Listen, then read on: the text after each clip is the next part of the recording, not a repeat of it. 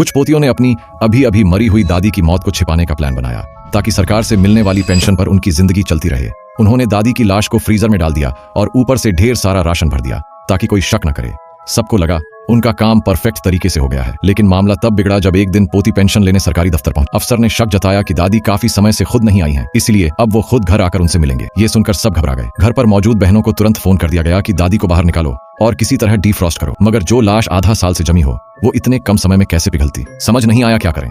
तभी सरकारी अफसर दरवाजे पर आ पहुंचा। तब उन्होंने दादी को ताश खेलती हुई दिखाने का नाटक किया, लेकिन दादी का ठोस शरीर और बेजान चेहरा सरकारी अफसर को खटक गया। जैसे ही वो दादी की तरफ बढ़ा, पोती उसे अपने कमरे में ले गई और बहलाने की कोशिश की, मगर तभी बिजली चली गई। जब पोती वायरिंग देखने गई, उसने देखा कि अफसर चुपके से फ्रीजर खोलकर जांच कर रहा था। अगर उसे कुछ भी संदिग्ध मिल जाता तो मामला वहीं खत्म हो जाता। अच्छी बात यह रही कि दादी उस वक्त फ्रीजर में नहीं थी। किसी तरह से अफसर को भगा दिया गया। इस घटना के बाद सभी को एहसास हो गया कि अब ये खेल ज्यादा दिन नहीं चल सकता। उन्होंने तय किया कि अब दादी की लाश को श्मशान ले जाकर खत्म कर देना चाहिए। लेकिन रास्ते में एक और मुसीबत खड़ी हो गई। एक बूढ़ा आदमी सामने आया जो खुद को दादी का बचपन का प्रेमी बता रहा था।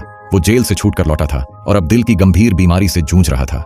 उसकी आखिरी ख्वाहिश थी मरने से पहले दादी को एक बार देखना। इस भावुक अपील के चलते उन्होंने दादी को पार्क में डांस करती हुई दिखा दिया। मगर वो आदमी फिर आया और चेतावनी दी कि अगर अगली बार भी दादी नहीं मिली तो वो पुलिस में शिकायत करेगा। डर के मारे पोतियों ने प्लान बनाया कि अब उनमें से एक को दादी का रूप देना पड़ेगा। नेहा नाम की पोती को दादी की शक्ल में मेकअप करके तैयार किया गया। अगले दिन वो बूढ़ा जब आया और नेहा को देखा तो भावनाओं में बह गया। वो करीब आने ही वाला था, लेकिन तभी नेहा डर के मारे उसे घर से बाहर निकालने पर मजबूर हो गई। मुसीबत फिर भी खत्म नहीं हुई। जैसे ही दरवाजा बंद किया, फिर दस्तक हुई। इस बार वही सरकारी इंस्पेक्टर फिर आ गया जो दादी को देखने की जिद पर अड़ा था। नेहा ने सिर पर हेयर मशीन लगा ली और एक्टिंग की कि वो स्ट्रेटनिंग कर रही है, लेकिन अफसर हटने का नाम नहीं ले रहा था और मशीन गर्म होती जा रही थी, जिससे नेहा का मेकअप पिघलने लगा। राज खुलने ही वाला था, लेकिन नेहा ने वॉशरूम का बहाना बनाकर फिर से जान बचा ली। अब सरकारी विभाग भी सतर्क हो गया था।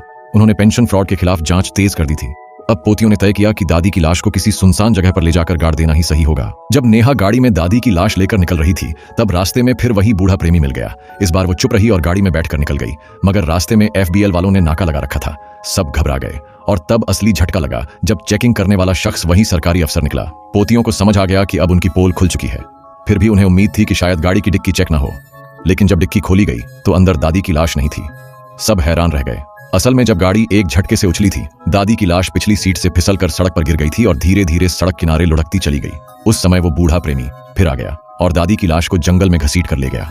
वहां जाकर उसने पहले तो अस्पताल बुलाने का सोचा, मगर फिर उसके मन में गंदा ख्याल आ गया और उसने अपनी सारी उम्र की ख्वाहिश को पूरा कर डाला। उधर लड़कियों ने दादी की लाश को फिर से ढूंढ लिया और उसे घर वापस ले आए और उस बूढ़े को मारकर जंगल में फेंक दिया।